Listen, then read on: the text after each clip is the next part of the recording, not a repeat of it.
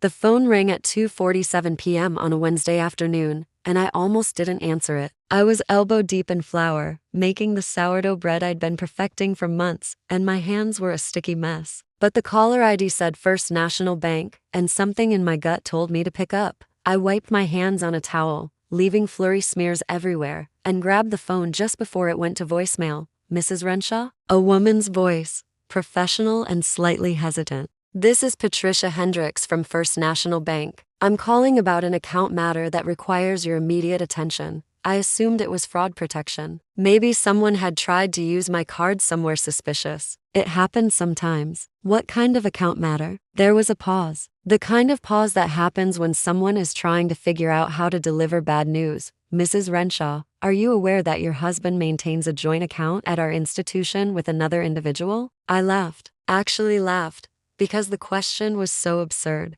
My husband David and I had been married for 18 years. We had 3 children together. We shared everything, every account, every password, every financial decision. The idea that he had a secret joint account was ridiculous. There must be some mistake, I said. My husband doesn't have any accounts I don't know about. We're very transparent about our finances. Another pause. Longer this time. Mrs. Renshaw, I'm looking at an account opened in 2011. It lists David Michael Renshaw and Angela Marie Sullivan as joint holders. The account has been active for 12 years, with regular deposits and withdrawals. There's currently a balance of approximately $47,000. I stopped breathing. I actually stopped breathing for a moment, my lungs frozen mid-inhale, my brain trying to process what I'd just heard. Angela Marie Sullivan. I didn't know that name. I had never heard that name in my entire life. And yet, according to Patricia Hendricks from First National Bank, this woman had been sharing an account with my husband for 12 years. I'm sorry, I managed. Can you repeat that? She repeated it, every word, every detail. And with each syllable, my world cracked a little more. David Michael Renshaw, Angela Marie Sullivan, joint account, 12 years, $47,000. I need to come into the branch, I said, my voice sounding strange and distant, like it belonged to someone else. I need to see this for myself. Of course, Mrs. Renshaw. We're open until 5. And I should mention, the reason I'm calling is that we need updated identification for the account. Mr. Renshaw was supposed to come in last week, but he missed his appointment. We've been trying to reach him at his other phone number. But, his other phone number? Yes, the one listed on this account. It's different from the number in our system for your joint accounts. I sat down heavily on a kitchen stool, flour dust clouding around me like the debris from an explosion. My husband had a secret bank account with a woman I'd never heard of, with a phone number I didn't know existed, for 12 years. And whatever Patricia Hendricks was about to tell me, I had a feeling it was just the beginning. But I'm getting ahead of myself. Let me start from the beginning, because you need to understand who I was before that phone call, who I thought my husband was, who we were together. You need to understand the magnitude of what I was about to discover and why it would take every ounce of strength I possess to survive it. My name is Caroline Renshaw. I'm 44 years old, and until that Wednesday afternoon, I believed I had a good life. Not a perfect life, because perfection is a lie we tell ourselves, but a good one, a solid one. The kind of life you build brick by brick over 2 decades and trust to hold your weight. I met David when I was 24 years old. I was working as a paralegal at a law firm in Atlanta, and he was an accountant at a mid-size firm that handled some of our clients. We met at a networking event, the kind with terrible wine and forced small talk, and he made me laugh so hard, snorted Chardonnay out of my nose. Not my finest moment, but he said it was the cutest thing he'd ever seen. 3 months later, we were engaged. 6 months after that, we were married. My mother thought we were moving too fast. She said I didn't really know him yet. She said love makes people blind to things they should see. I didn't listen. I was 25 and in love and convinced that I had found my person. David was kind and funny and stable. He had a good job and good values, and he looked at me like I was the answer to every question he'd ever asked. What more did I need to know? For 18 years, I thought I knew everything. I thought I knew that David worked late because his firm was demanding. I thought I knew that his business trips were exactly what he said they were. I thought I knew that the man sleeping next to me every night was exactly who he appeared to be. I was wrong about all of it. The first years of our marriage were wonderful. We bought a small house in the suburbs, fixed it up together, filled it with furniture we found at estate sales and memories we made from scratch. We had Emma when I was 28, then Jacob 2 years later, then little Lily 3 years after that. I left my paralegal job to stay home with them, and David worked harder to support us, or so I thought. Looking back, there were signs. There are always signs, aren't there? The human brain just has a remarkable ability to explain them away. David's phone habits changed around the time Lily was born. He started keeping it face down on tables, started taking calls in another room, started charging it in his car overnight instead of on his nightstand. When I asked about it, he said work was stressful and he didn't want it disturbing my sleep. I believed him. Why wouldn't I? He was my husband. He had never given me a reason not to trust him. The business trips increased too. Once a month became twice a month. Twice a month became weekly for certain stretches. He was traveling to Birmingham, he said. The firm had clients there. Big clients who needed extra attention.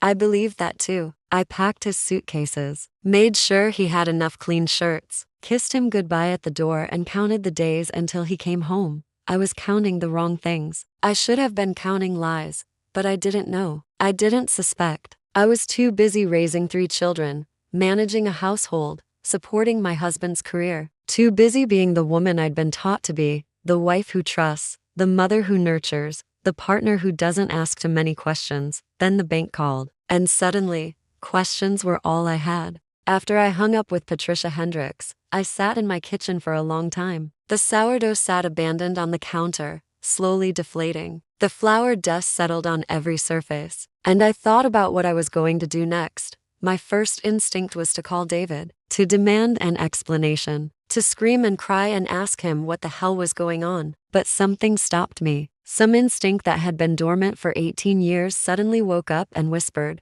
wait, watch, learn everything before you show your hand. I didn't call David. Instead, I cleaned up the kitchen, wiped away the evidence of my abandoned baking, and drove to First National Bank. Patricia Hendricks was a woman in her 50s with kind eyes and an uncomfortable expression. She clearly hadn't expected me to actually come in. She clearly wished she hadn't made that phone call at all. Mrs. Renshaw, she said, I'm so sorry. I didn't realize when I called that you weren't aware of this account. I thought you might be a co-signer or something. I should have been more careful. It's fine, I said, and I was amazed at how steady my voice sounded. I just need to understand what I'm looking at. Can you show me the account history? She hesitated. I'm not supposed to, technically. You're not on the account, but given the circumstances. She pulled up the records on her computer and turned the screen so I could see. What I saw made my stomach drop through the floor. The account had been opened in March of 2011. Lily had been 6 months old. I remembered that month specifically because I'd had postpartum depression and David had been so supportive, so present, taking over nighttime feedings and diaper changes while I struggled to find my footing as a mother of 3. While I was drowning, he was opening secret bank accounts with another woman. The deposits were regular. Every 2 weeks, like clockwork, a transfer from David's personal account. The amounts varied, but averaged around $2,000 a month. Over 12 years, that added up to almost $300,000. $300,000 I didn't know about. $300,000 that could have gone toward our children's college funds, our retirement, the vacation we'd always talked about taking but never could afford. I traced the withdrawals with my eyes, looking for patterns. There were regular payments to what looked like a rental property, regular payments to a pediatrician's office, regular payments to an elementary school, a pediatrician, a school. Oh God, Mrs. Hendricks, I said slowly, who is Angela Marie Sullivan? She shook her head. I don't have any personal information about her, just the name on the account.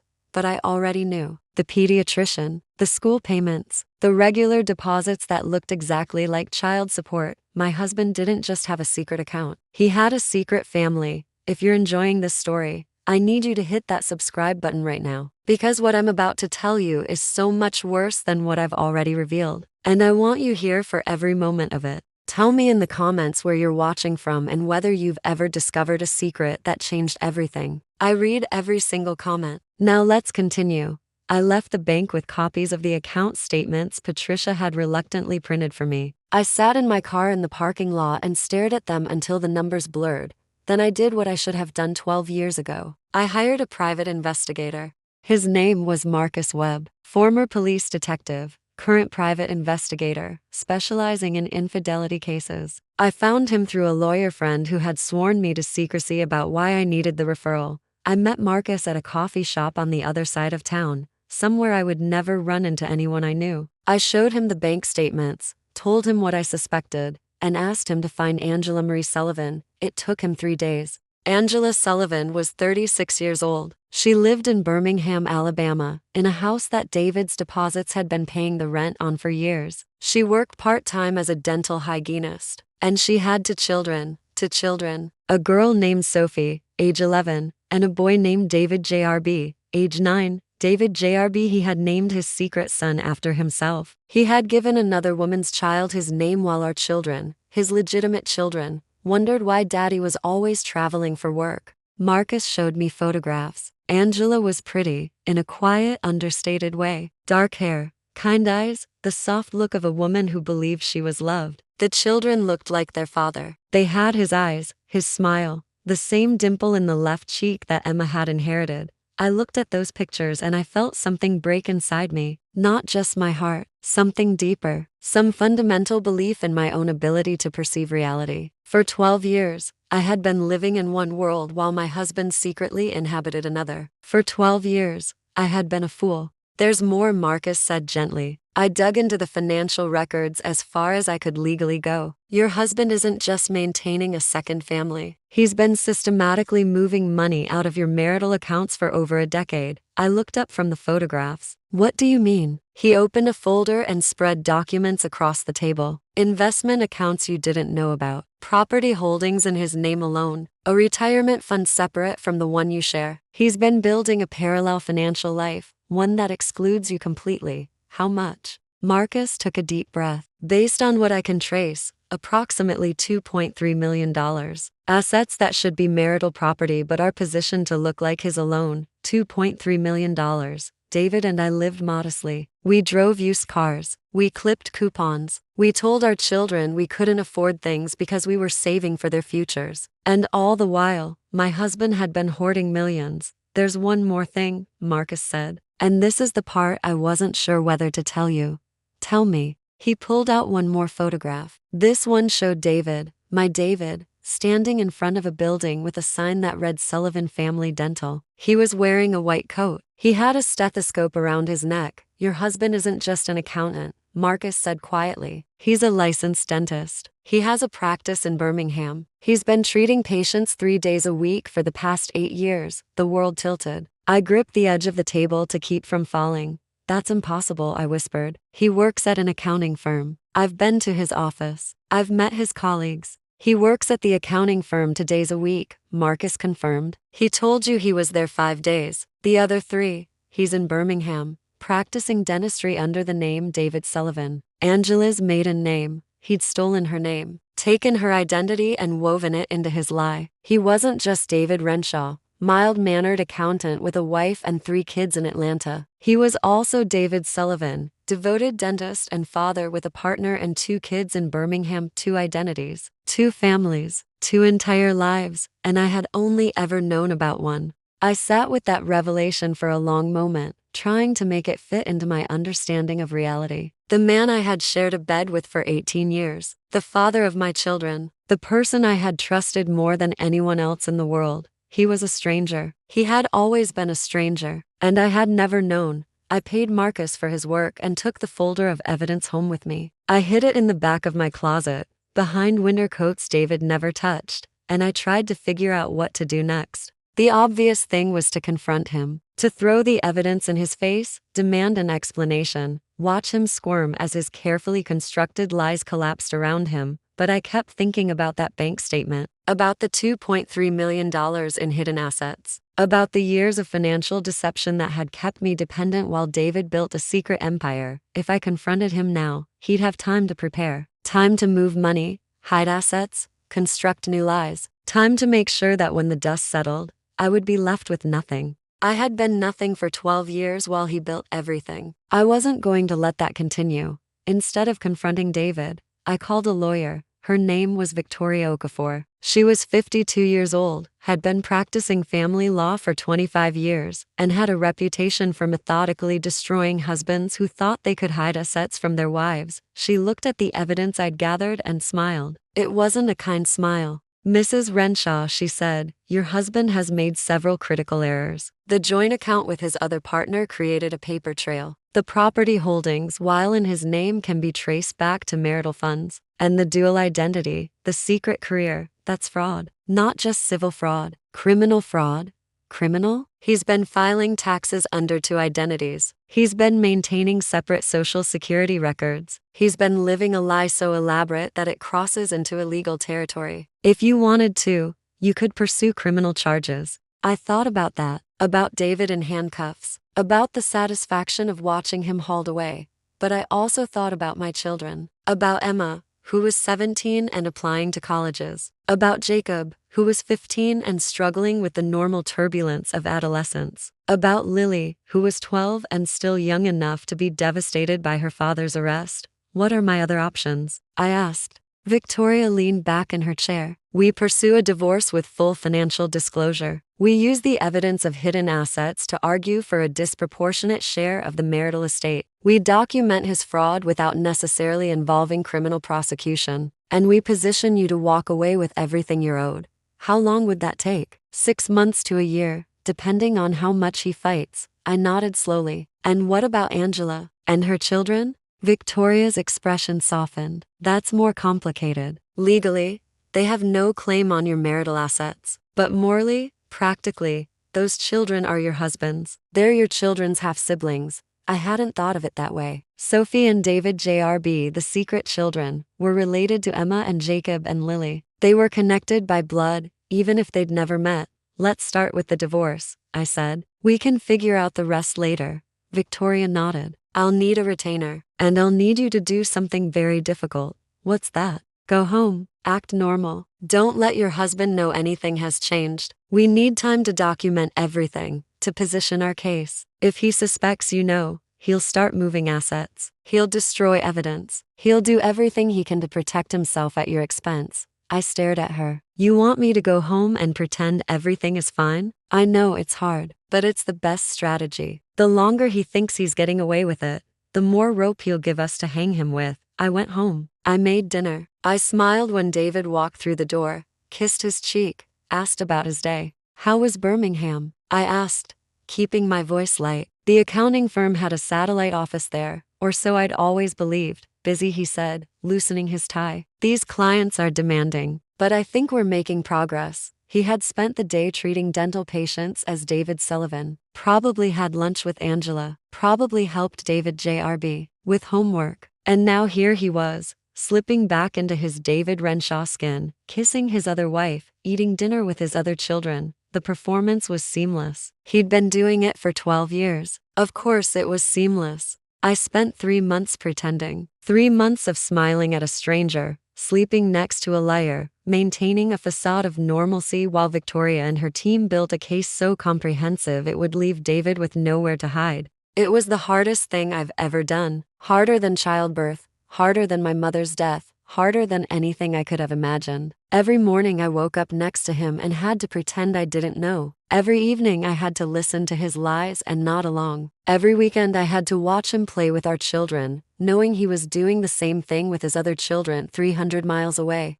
But I did it. I played the role of oblivious wife so convincingly that David never suspected. He kept making his trips to Birmingham, kept depositing money into his secret account, kept living his double life with the confidence of someone who believed he was too smart to get caught. Meanwhile, Victoria was tracing every penny he'd hidden, every asset he'd concealed, every lie he'd told to maintain his fraud, and she found something even I hadn't expected. If you're still with me, hit that like button right now, because what Victoria discovered is the thing that changed everything. The thing that made David's secret family seem almost insignificant by comparison. Let me know in the comments if you've guessed what it was. Then keep watching. Victoria called me on a Tuesday afternoon, her voice tight with controlled excitement. I need you to come to my office, she said. There's something you need to see. I drove across town, my heart pounding. I'd been waiting for news, for something we could use, for the moment when all the preparation would finally pay off. What Victoria showed me exceeded my wildest expectations. She spread documents across her conference table: bank records, corporate filings, property deeds. We've been tracing the hidden assets, she explained, following the money, trying to understand the full scope of what your husband has concealed. And we found something that goes beyond personal finance. She pointed to a corporate filing. This is a company called Holloway Holdings. It was incorporated 10 years ago, with David as the sole owner. On paper, it looks like a small real estate investment firm. I looked at the document. I'd never heard of Holloway Holdings. It wasn't a name that had ever come up in our marriage. But Holloway Holdings isn't just investing in real estate, Victoria continued. It's been acquiring dental practices across the Southeast. 13 practices in 5 states, all purchased over the past decade. I stared at her. David owns 13 dental practices? More than owns. He operates them, under various names through various shell companies, but all trace back to this one entity. The total value of these holdings is approximately $18 million. $18 million. I had been clipping coupons, driving a 10-year-old minivan, telling my children we couldn't afford class trips, and my husband was sitting on $18 million in secret business holdings. But that's not the most interesting part, Victoria said. She pulled out another document. This is a loan application David submitted last year. He was trying to finance the acquisition of another practice. Look at what he listed as his primary residence. I looked. The address was in Birmingham, Angela's house. He listed their home as his primary residence, I said slowly. Which means he claimed to be living there full time. Which means he committed bank fraud. And here, Victoria pointed to another line. He listed Angela Sullivan as his spouse. He married her, not legally. He couldn't without committing bigamy. But he represented himself as married to her for the purposes of this loan. He claimed the income from his dental practice, failed to disclose his marriage to you or his accounting income, and secured funding based on fraudulent information. I sat back in my chair, trying to absorb the magnitude of what she was telling me. So my husband has been committing fraud on multiple levels: tax fraud, bank fraud, identity fraud. Victoria ticked them off on her fingers. Plus the ethical violations of practicing dentistry without disclosing his other identity, which could cost him his license. Plus the hidden assets, which are grounds for punitive damages in your divorce. Plus whatever other violations we find as we keep digging. She looked at me with something like admiration. Mrs. Renshaw, your husband built an empire of lies. And he documented every single one of them. He kept records, filed papers, created a trail that we can now use to take everything from him. I thought about David's meticulous nature, his spreadsheets and filing systems, his compulsive organization. I had always thought it was just who he was, an accountant to the core. I hadn't realized he was building a monument to his own deception. What do we do now? I asked. Now, Victoria said, we prepare for war. The next 2 months were a whirlwind of legal preparation. Victoria assembled a team including a forensic accountant, a private investigator who specialized in hidden assets, and a family law expert who had handled similar cases of extreme deception. We documented everything. Every hidden account, every shell company, every lie David had told to maintain his double life. We traced the money from our marital accounts to Holloway Holdings, proving that the $18 million had been built with funds that should have been shared. We also made a decision about Angela and her children. Victoria advised against involving them directly. They were victims too, in their own way. Angela believed she was in a committed relationship with a dentist named David Sullivan. She believed she was his only partner. She had been lied to just as thoroughly as I had, just from a different angle. But I couldn't let her continue living in a lie. I couldn't let those children grow up believing their father was someone he wasn't. I sent her a letter, anonymous, printed from a computer I'd never use again. It contained photographs of David with me and our children, our wedding photo, our family Christmas card from last year. I didn't include my contact information. I didn't explain who I was. I just let the images speak for themselves. 3 days later, Angela Sullivan called the law firm whose number had been included with the photos. Victoria took the call and arranged a meeting. Angela came to Atlanta. She was smaller than I'd expected from the photographs, more fragile. She had the look of someone whose world had just collapsed, and I recognized that look because I'd been wearing it myself for months. We met in Victoria's conference room. The two wives of David Renshaw. The two women who had loved him without knowing about each other. I don't understand, Angela said, her voice shaking. We've been together for 12 years. We have children together. He told me he was divorced. He told you what you needed to hear, I said gently. He told me what I needed to hear. He's been lying to both of us.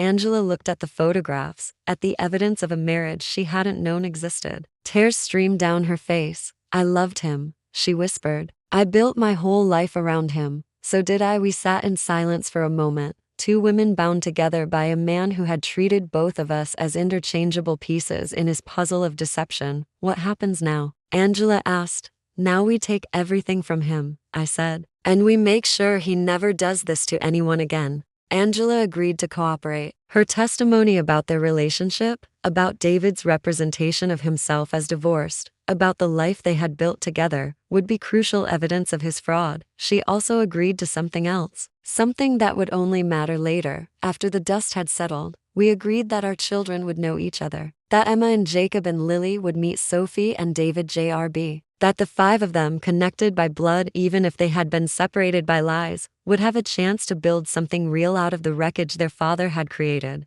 But first, we had to destroy him. The divorce filing hit David like a thunderbolt. He came home from Birmingham one Friday evening expecting his normal life, expecting the wife who had been pretending for months, expecting the lie to continue. Instead, he found the house empty. The children were at my sister's place. I was at Victoria's office, reviewing final preparations, and on the kitchen table was a manila envelope containing divorce papers, a summary of the hidden assets we had discovered, and a single photograph of Angela Sullivan and her two children. His phone calls started immediately, panicked, confused, demanding. I didn't answer any of them. Victoria had instructed me to maintain silence. Let him panic. Let him wonder how much I knew. Let him make mistakes in his desperation. He made plenty of mistakes. He tried to move money, but we had already frozen the accounts we'd identified. He tried to contact Angela, but she had changed her number and moved in with her mother. He tried to reach the children, but they had been informed about what was happening in age-appropriate terms, and none of them wanted to talk to him. Within 2 weeks, David was alone. His carefully constructed double life had collapsed, and both families had rejected him. The court hearing was anticlimactic compared to everything that had led up to it. Victoria presented the evidence of hidden assets, fraud, and deception. David's attorney tried to minimize, to explain, to paint his client as a man who had made mistakes but didn't deserve to be destroyed. Judge Martinez was not sympathetic. Mr. Renshaw, she said, looking at David with unconcealed contempt, you have perpetrated one of the most elaborate deceptions I have ever seen in my courtroom. You maintain 2 separate identities, 2 separate families, and an $18 million business empire, all while hiding assets from your wife of 18 years. David sat slumped in his chair, a shadow of the confident man I had married. The evidence of fraud is overwhelming, Judge Martinez continued. You lied on loan applications. You filed false tax returns. You practiced dentistry under an assumed identity. You systematically concealed marital assets to deprive your wife of her rightful share. She picked up her pen.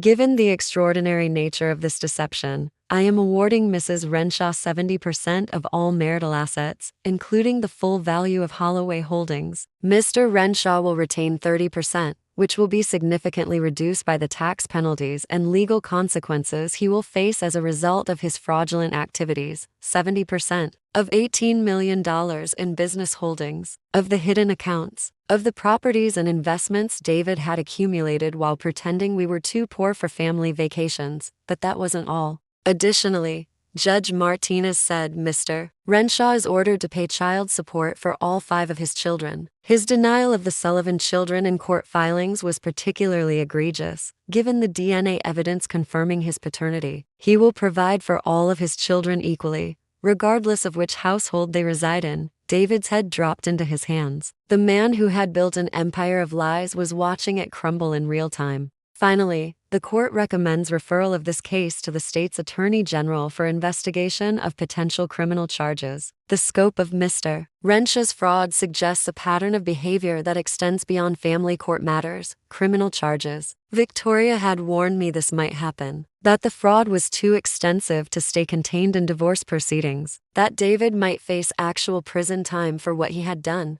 Part of me felt satisfied by that possibility. The vindictive part, the part that had been lied to for 12 years, but another part of me just felt tired. Tired of the lies, tired of the deception, tired of being married to a man who had never really existed. The gavel came down. The hearing was over, and I walked out of that courtroom a wealthy woman, a free woman, and a woman who had proven that you can't build a life on lies without eventually being buried in them. The aftermath was complicated, as aftermath always is. David faced criminal charges for tax fraud and bank fraud. He pleaded guilty to reduced charges and received 3 years of probation plus significant financial penalties. His dental license was revoked into states. His reputation was destroyed. Angela and I developed an unexpected friendship. We had been victims of the same man, deceived in parallel for over a decade. There was something healing about being able to talk to someone who understood exactly what I had experienced. Our children met cautiously at first. Emma was angry about having siblings she'd never known about. Jacob was confused but adaptable. Lily, young enough to be resilient, embraced Sophie and David JRB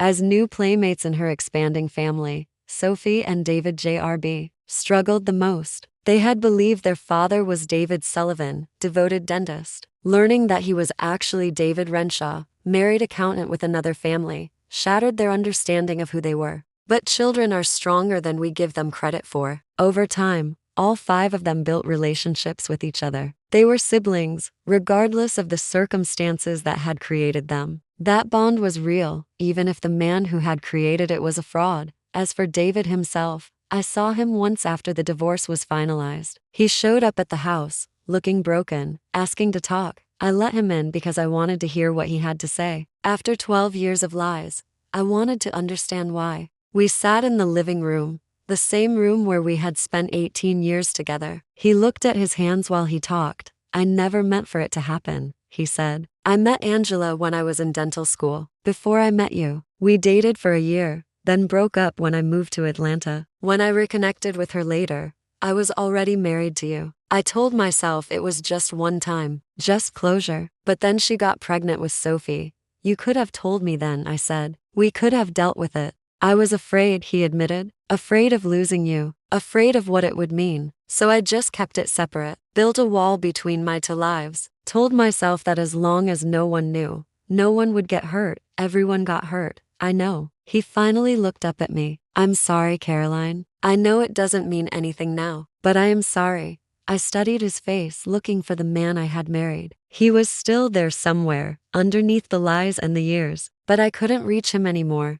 You're right, I said. It doesn't mean anything, but thank you for saying it. He left. I never saw him again. If you've made it this far, I want you to do something for me. Hit that subscribe button and leave me a comment about what you would have done in my situation. Would you have walked away immediately? Would you have waited to gather evidence? Would you have ever spoken to Angela? I want to hear your stories too. The money changed my life, but not in the ways you might expect. I didn't buy a mansion or a sports car or take elaborate vacations. Instead, I put most of it into trusts for all 5 children, mine and Angela's. They would all have college paid for. They would all have a start in life. The sins of their father wouldn't define their futures. I kept enough to live comfortably. I bought a smaller house, one that was mine alone, with no ghosts of my marriage haunting the corners. I started a foundation that helps women in difficult divorces, women who discover they've been deceived, women who need resources to rebuild their lives. And I went back to school. At 44 years old, I enrolled in law school. I had spent months watching Victoria work, watching her dismantle David's lies with precision and skill, and I wanted to learn how to do that for others. 3 years later, I passed the bar. I joined a family law firm that specialized in complex divorce cases, and I began helping other women find their way out of marriages built on deception. My grandmother had always said that the best revenge is living well. I think she was right, but I would add something to her wisdom. The best revenge is living well and then helping others do the same. My children are grown now, or nearly so, Emma is in law school herself, inspired by watching me transform my life. Jacob is studying business, with a focus on ethics that his father never had. Lily is in college, studying psychology, interested in understanding why people deceive the ones they love. Sophie and David JRB are thriving too. Angela and I made sure of that. We co-parented them, in a way, even though neither of us was related to the other's children. We showed them that family doesn't have to look the way society expects. That love can grow in unexpected configurations. David has remarried, I heard. A woman who knows his history, who met him after his conviction and probation, who accepted him despite everything. I hope he's honest with her. I hope he learned something from the destruction he caused. But honestly, I don't think about him much anymore. He was a chapter in my life, a significant one, but a chapter nonetheless. The book continues without him. What I think about instead is the phone call. Patricia Hendricks from First National Bank, calling about an account matter that required my immediate attention. If she hadn't called, if the bank hadn't needed updated identification, I might have never known. I might have lived the rest of my life inside a lie. Sometimes the truth comes from the strangest places. Sometimes it arrives in the form of a routine phone call that upends everything you thought you knew. I'm grateful for that phone call. Grateful that Patricia Hendricks didn't verify who I was before sharing information she shouldn't have shared. Grateful for the error that cracked open my husband's deception and let the light flood in. My grandmother used to say that when one door closes, another opens. She was right about that too. But she left out the part where you sometimes have to break down the door yourself. I broke down a lot of doors. I gathered evidence. I hired investigators. I built a case so comprehensive that my lying husband had nowhere to hide. I didn't wait for justice to find me. I went out and created it. And when the dust settled, I didn't just survive. I thrived. That's the lesson I try to pass on now to the women who come to me with their own stories of deception. Don't wait for someone to rescue you. Don't accept the narrative that you're powerless. Document everything. Gather your evidence. Build your case. And when the time is right, strike. My husband hid a second family for 12 years. He built an $18 million empire on lies. He thought he was too smart to get caught. The bank called with something bigger than I could have imagined. And I took it all. Not because I wanted revenge, although I won't pretend that wasn't satisfying, but because I deserve the truth. My children deserve the truth. Angela and her children deserve the truth. The truth is the only thing that sets you free. It's painful and it's messy and sometimes it destroys everything you thought you knew, but it's still better than the alternative. Living in a lie is no way to live at all. I'm 52 now. My hair is going gray and I don't bother to hide it. My house is small and full of books. My children visit often, all 5 of them, sometimes together. I have work that matters and friends who know my story and a life that I built from the wreckage of a marriage that was never real. Sometimes I look back at the woman I was before the phone call. The woman who trusted completely, who believed every lie, who had no idea that her husband was living another life 300 miles away. I feel compassion for her. She did the best she could with what she knew. She wasn't stupid or naive. She was trusting, which is a virtue until it's exploited. But I'm glad I'm not her anymore. I'm glad I became someone who fights, who investigates, who refuses to accept the story she's been told just because it's easier. The phone call changed everything. But what I did after the phone call is what actually mattered.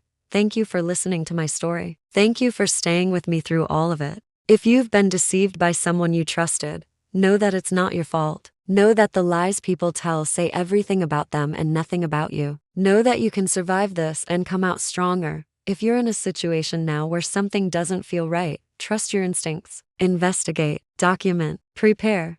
Because the truth always comes out eventually. The only question is whether you'll be ready when it does. More of my most gripping stories are already on your screen. Click 1 now. You're going to love what happens next. I'll see you in the next one.